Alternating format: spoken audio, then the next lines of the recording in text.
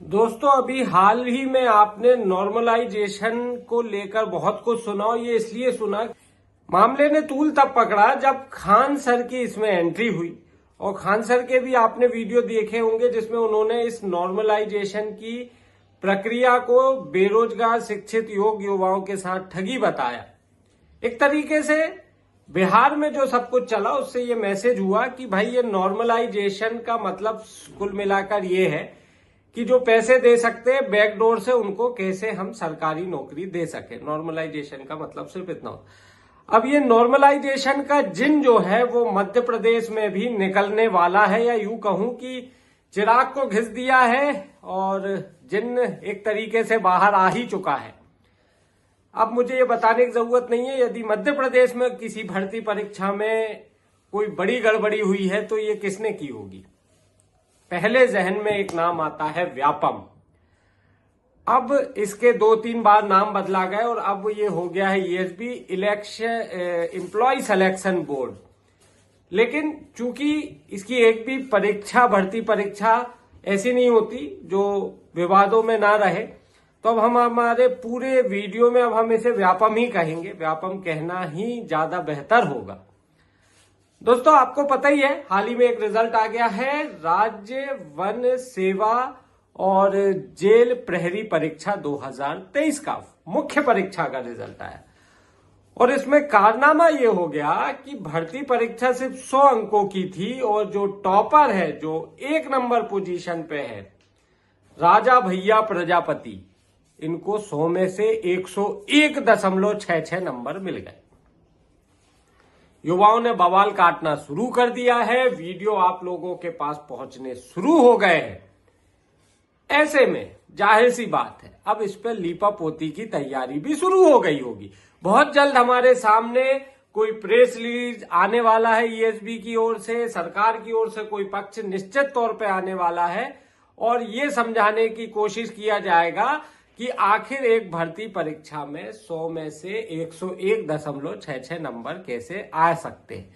बिल्कुल आ सकते। मेरा ये मानना है कि मध्य प्रदेश में बिल्कुल संभव है और अब तक तो बेरोजगार शिक्षित युवाओं को इसकी आदत लग जानी चाहिए।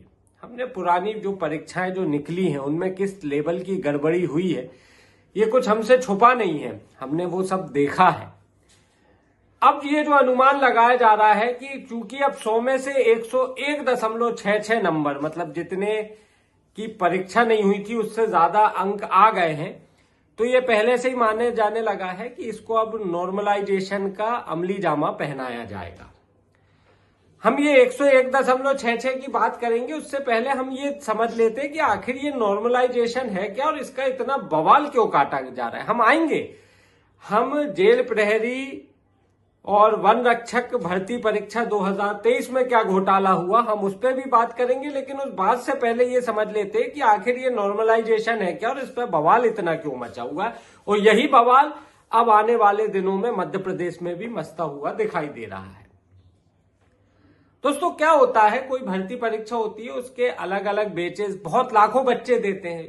देश की बेरोजगारी केवल कागजों में ही खत्म होती है, हकीकत में बेरोजगारी चरम सीमा पे, और इसीलिए एक कुछ पदों के 100 पद, 50 पद, 150, 200, 500 पदों के लिए लाखों युवा, कई बार तो इंजीनियर्स तक, जिन्होंने इंजीनियरिंग की डिग्री करी हुई, बीए की, बीई किया हुआ, वो तक भर्ती परीक्षाओं में शामिल होते हैं, क्योंकि ये बेरोजगारी का आलम है। हाँ, ये बात अलग है कि कागजों में सब फील इन गुड है और हम इस समय अपने अमृत काल के दौर में जी रहे हैं, वो एक अलग मसला है। तो क्या होता है, जब भर्ती परीक्षा में भर भर के जो है लाखों युवा आते हैं तो संसाधन उतने होते नहीं, तो इनको शिफ्टों में बांट दिया जाता है। भाई मॉर्निंग शिफ्ट में ये परीक्षा देंगे और आफ्टरनून शिफ्ट में ये, इवनिंग शिफ्ट में ये, ऐसी शिफ्टें हो जाती है। अब जाहिर सी बात है कि सुबह जो पेपर लिया दोपहर को उसी पेपर को नहीं ले सकते, वरना वो तो जाहिर सी बात है कि कोई बच्चा दे देगा तो फटाफट वो लीक वाला मामला हो जाएगा। तो ये लोग क्या करते हैं, मान लीजिए सुबह 7 से कोई एग्जाम है या 8 से एग्जाम है, तो 8 से एग्जाम में जो पेपर दिया और दोपहर 1 या 2 बजे से जो एग्जाम होने वाला है दूसरी शिफ्ट का, उन दोनों पेपरों में अंतर कर दिया जाता है, उनके क्वेश्चंस बदल दिए जाते हैं। अब इसमें फिर ये हो सकता है कि भाई मान लीजिए दोपहर शिफ्ट में आप हो, मॉर्निंग शिफ्ट में मैं हूं, तो ये आरोप लग सकते हैं कि भाई मॉर्निंग शिफ्ट का तो इजी पेपर था साहब, दोपहर शिफ्ट का कठिन हो गया, आपने टफ पेपर दिया, तो फिर ये कंपटीशन समान कैसे रहा? भाई मॉर्निंग शिफ्ट वालों को इजी था तो वो ज्यादा नंबर ले आएंगे, आफ्टरनून दोपहर वाली शिफ्ट का कठिन पेपर था तो वो जो है कम नंबर ला पाएंगे, लेकिन मेरिट तो एक ही बनना है। तो ऐसे में आपने समानता का अधिकार कहां दिया? ये जो सवाल है, इस प्रश्न का जवाब शासन ने नॉर्मलाइजेशन जैसे शब्दों के साथ देने की कोशिश की। सोच अच्छी थी, लेकिन सिर्फ सोच ही अच्छी थी। इस नॉर्मलाइजेशन को योग्य युवाओं को समानता का अधिकार देने की जगह बैकडोर से एंट्री देने के लिए काम होने लगा, और ऐसे आरोप समय समय पर लगते रहे। ये हमारा कहना नहीं है, ये आरोप है जो समय समय पर लगते रहे। हाल ही में पूरे देश ने जो बिहार में बवाल मचा बीपीएससी को लेके, वो देखा, वो यही था। अब ये नॉर्मलाइजेशन होता क्या है? नॉर्मलाइजेशन प्रक्रिया में ये किया जाता है कि मान लीजिए कि पहली शिफ्ट का पेपर दूसरी शिफ्ट से कठिन आया। ये हम जस्ट एक एग्जांपल दे रहे हैं। किसी भर्ती परीक्षा में पहली शिफ्ट का पेपर दूसरी शिफ्ट के पेपर से कठिन आया, तो यहां पर क्या करेंगे? पहली शिफ्ट के पेपर के अंक बढ़ा दिए जाएंगे। उससे ये होगा कि जब मेरिट बनेगी तो इस नॉर्मलाइजेशन की प्रक्रिया के तहत ये हो जाएगा कि भाई दोनों शिफ्ट के बच्चे अब समान कंपटीशन में हैं, अब समान उसमें है, और इसलिए अब जो मेरिट बनेगी वो अविवादित होगी। लेकिन दोस्तों इसका मिसयूज ही ज्यादा हुआ। अब आप देखिए, अब हम आ जाते हैं अपनी मूल बात पे। जेल प्रहरी वन रक्षक भर्ती परीक्षा 2023 का जो मेन एग्जाम था, उसके रिजल्ट में 100 में से 101.66 नंबर राजा भैया प्रजापति को मिल गए। अब इसको जो है, इस पूरे मामले को अब जो है ढकने की कोशिश होगी। प्रेस रिलीज किसी भी वक्त आ सकता है, शासन का पक्ष आ सकता है, और ऐसा माना जा रहा है कि नॉर्मलाइजेशन ही इसके पीछे का तर्क, या तर्क तो नहीं कहूंगा, कुतर्क दिया जाए। कैसे ये संभव है? ऐसा कौन सा मैथ्स है, ऐसा कौन सा फॉर्मूला है वो नॉर्मलाइजेशन का, जहां आप 100 में से 101.66 नंबर दे दो और उसको फिर जस्टिफाई करने की आप कोशिश करो? ये तो हो गई दोस्तों नॉर्मलाइजेशन की बात। लेकिन मामला एक ही नहीं है। आरोप इस वन रक्षक जेल प्रहरी भर्ती परीक्षा 2023 को लेकर और भी लग रहे हैं। टॉप 10 की लिस्ट पे यदि हम गौर करें, आप मेरे पीछे बैकग्राउंड में वही देख रहे हैं। मैं इस बार मैंने ये सोचा कि इतना बड़ा घोटाला है, बार बार आपको मेरे सामने स्क्रीन पे क्या दिखाऊं, तो इसलिए मैंने मेरे बैक साइड पे ही उसी को परमानेंट लगा दिया है। आप ये वीडियो देखते जाएं और ये लिस्ट आपको दिखती रहे, ताकि आपको ये समझ में आए कि इस मध्य प्रदेश में शिक्षित योग्य बेरोजगार युवाओं के साथ खेल क्या चल रहा है। तो आप देखिए, राजा भैया प्रजापति सतना के हैं, इनको 100 में से 101.66 नंबर मिल गए। यो गणित क्या है, यो तो अब भैया सरकार ही समझा सकती है इसको, या व्यापम समझाए। मैं अब ईएसबी कहना बंदी कर रहा हूं, उसको व्यापम ही समझाए कि वो गणित क्या है। तो ये तो हो गया भैया राजा भैया प्रजापति का मामला। 100 में से 101.66 कैसे आए। लेकिन अब आप जरा मेरिट लिस्ट में सेंटर्स जो कॉलम है लास्ट में आप देख रहे होंगे, अब आप इस पे गौर कीजिए। आरोप ये भी है कि भाई ऊपर के 2 टॉपर, पहले नंबर और दूसरे नंबर के एक ही सेंटर के, सतना के, और इसके अलावा आप देखोगे तो बचे 8 टॉपर में 4 ग्वालियर के हैं और 4 भोपाल के हैं। इसका मतलब इंदौर में एग्जाम सेंटर था, जबलपुर में एग्जाम सेंटर था, सागर में था, तमाम जगह एग्जाम सेंटर्स थे। क्या वहां एक भी टॉपर या एक भी ऐसा योग्य कैंडिडेट एग्जाम देने उन सेंटर पे नहीं गया कि वो टॉप 10 में जगह बना पाए? सिर्फ 3 लोकेशन, सतना, भोपाल, ग्वालियर, इन 3 लोकेशन से ही टॉप 10 टॉपर्स आ जाते हैं। आरोप लगना स्वाभाविक है, कैसे पॉसिबल है? कहानी दोस्तों यही खत्म नहीं होती। आरोप तो ये भी है कि जेल प्रहरी वन रक्षक की जो परीक्षा थी 2023 की, पेपर बहुत अच्छा आया था। अच्छा आने का मतलब एक अच्छा पेपर था, ना हम इसको बहुत ज्यादा टफ कह सकते हो, ना हम बहुत ज्यादा इसको आसानीजी कह सकते हैं। जो जानकार है, जब ये भर्ती परीक्षा हुई थी, मुझे ध्यान है तब उन्होंने ये कहा था कि भाई मैक्सिमम आप मान के चलिए कितना ही इसमें जो योग्य उम्मीदवार होगा, कितने ही अच्छे बच्चे आ जाए, तब भी इस बार जो है आपकी जो मेरिट है वो 90% के अंदर ही रहेगी। मतलब 90 तक भी नहीं जाएगी। कुछ तो ये कह रहे थे कि 85 से 88 अंक तक जो है मेरिट क्लोज हो जाएगी, लेकिन कुछ ने कहा कि अपवाद हुए तो ये 90 अंक तक जाएगी।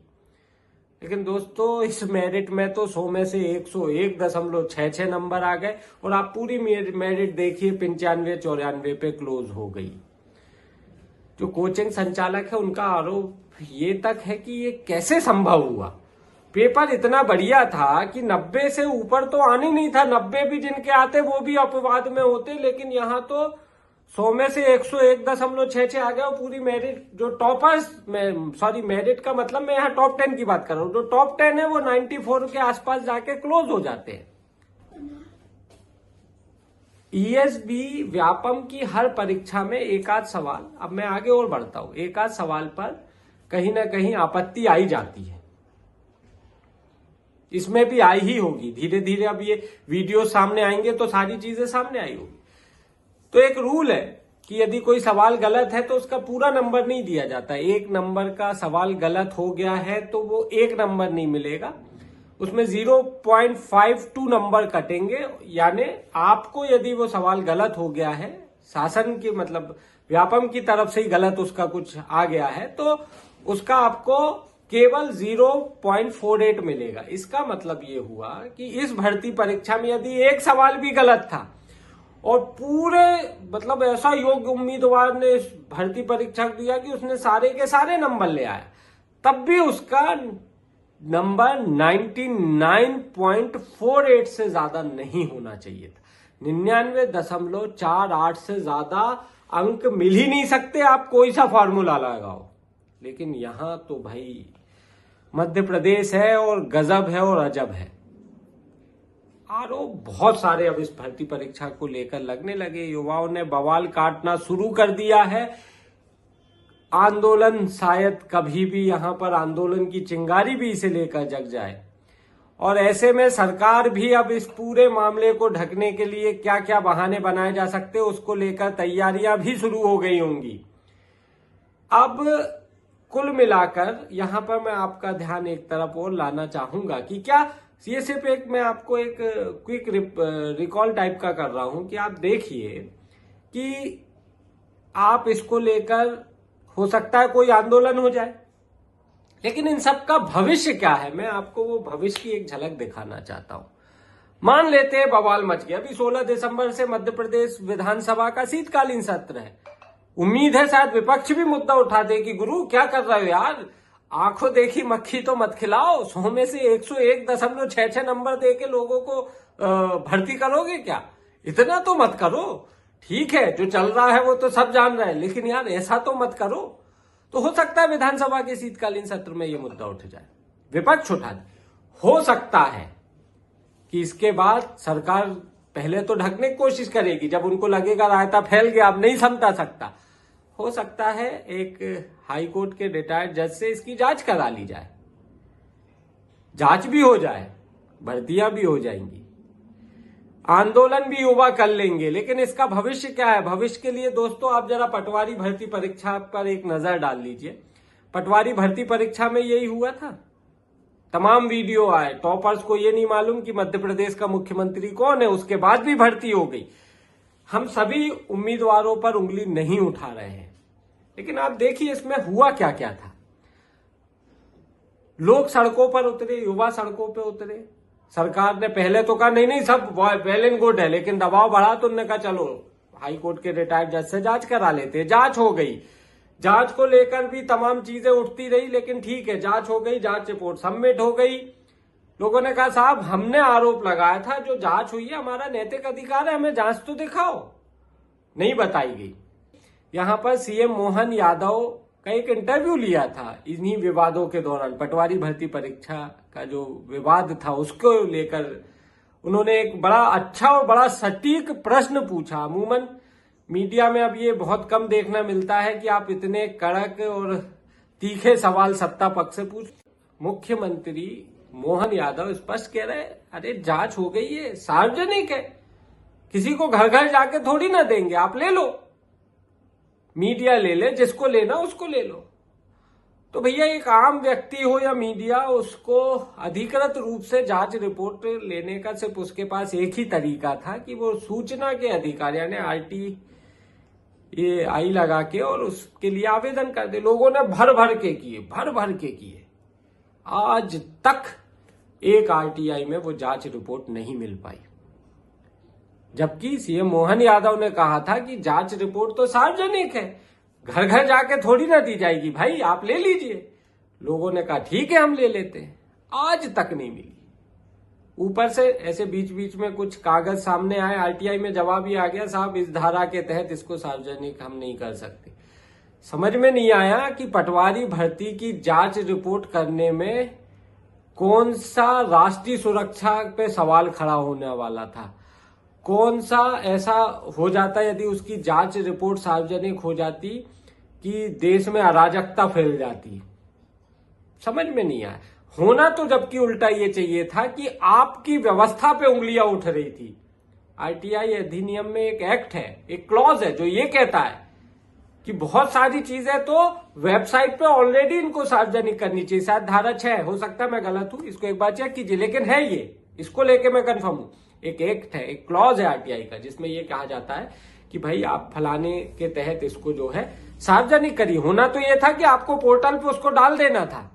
यदि आप सही हो तो मार देते मुंह पे तमाचा और जूता किसी के कि साहब ये लो रिपोर्ट, फालतू की बातें मत करो। यहां तो उल्टा हो गया। सीएम कह रहे हैं कि भाई सार्वजनिक है, मैं घर घर जाके नहीं दे सकता, आप ले लीजिए जिसको लेना। लोगों ने RTI लगाई तो दे नहीं रहे, ना जाने कहां की धाराओं का जिक्र करके बता दिया, अरे साहब ये तो दी नहीं जा सकती। अरे ऐसे कैसे? कुल मिलाकर ये मैंने थोड़ा सा ये रिवाइज इसलिए किया कि जेल पहरी भर्ती परीक्षा जो वन रक्षक की मुख्य परीक्षा 2023, मामला तो फंस गया। 100 में से 101.66 नंबर कैसे आते हैं ये तो सरकार को बताना पड़ेगा। ज्यादा बवाल मचा तो जांच भी करा लेंगे, लेकिन हाल दोस्तों वही होगा जो पटवारी भर्ती परीक्षा का हुआ। हतोत्साहित करने वाली बात नहीं, ये सच्चाई है। फिर कोई मीडिया यदि ऐसी दम रख के पूछ पाई तो फिर ये कह दिया जाएगा घर घर जाके थोड़ी ना देंगे, जेल पहरी वन रक्षक भर्ती परीक्षा की भी जांच रिपोर्ट हो गई, ये ले लो आप RTI लगाएंगे, जवाब नहीं मिलेगा। यही होता रहा है, यही होता रहेगा। लेकिन फिर भी मेरा ये मानना है कि संविधान में हर चीज की एक अपनी व्यवस्था है। लोकतांत्रिक व्यवस्था से अपना बात रखिए, आपका अधिकार है, पूछना पड़ेगा। यदि हम ये पूछना भी बंद कर देंगे तो अराजकता ऐसे ही आती है, तानाशाही ऐसी ही आती है। सवाल तो हम करेंगे, जवाब भी लेंगे, मिले नहीं मिले अलग विषय है, समय एक सा नहीं रहता। तो दोस्तों कुल मिलाकर ये थी मध्य प्रदेश के एक और कारनामे की कहानी। पसंद आई है तो ज्यादा से ज्यादा शेयर कीजिए ताकि लोगों को ये सच्चाई पता पड़े, एक एक लोग को ये सच्चाई पता पड़े कि आखिर इस मध्य प्रदेश में भर्ती परीक्षाओं के नाम पर हो क्या रहा है। और अब तक यदि आपने हमारा YouTube चैनल सब्सक्राइब नहीं किया है तो सब्सक्राइब कर ले, ज्यादा से ज्यादा शेयर करें। और ऐसे ही भर्ती परीक्षाओं से जुड़े अपडेट, कोर्ट के अपडेट, हाई कोर्ट हो, सुप्रीम कोर्ट हो, भर्ती परीक्षाओं से जुड़े अपडेट आपको मिलते रहे। तो इसके लिए हमारा ये YouTube चैनल ज्यादा से ज्यादा लोगों को शेयर करें, सब्सक्राइब करें। मुझे दीजिएगा इजाजत, जल्द एक नए वीडियो के साथ फिर हाजिर होऊंगा। धन्यवाद।